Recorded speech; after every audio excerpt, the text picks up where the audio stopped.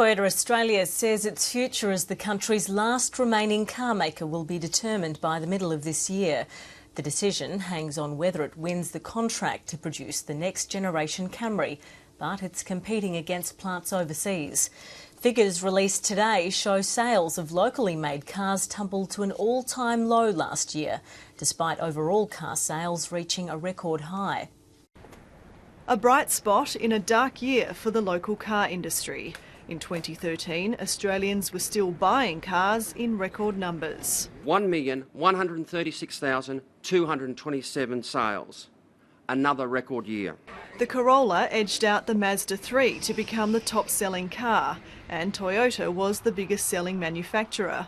But its future as a producer of cars in Australia is far from assured.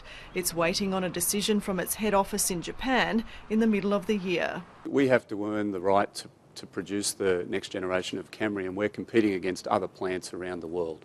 In a year when both Holden and Ford announced plans to shut down production in Australia, just 3 of the top 10 selling cars were locally made.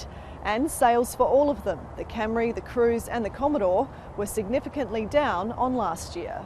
Overall, sales of locally made cars dropped by more than 15%, while sales of imported cars increased, in an increasingly fragmented market with 67 brands and more than 350 models. The consumers are voting with their wallet, aren't they? What we're seeing is consumers are increasingly looking to smaller vehicles and increasingly looking at SUVs. The biggest growth in sales volumes was in Tasmania, followed by Victoria, South Australia, New South Wales and the ACT, while sales went backwards in Western Australia, the Northern Territory and Queensland. The industry is forecasting another modest increase in sales this year. Frances Bell, ABC News.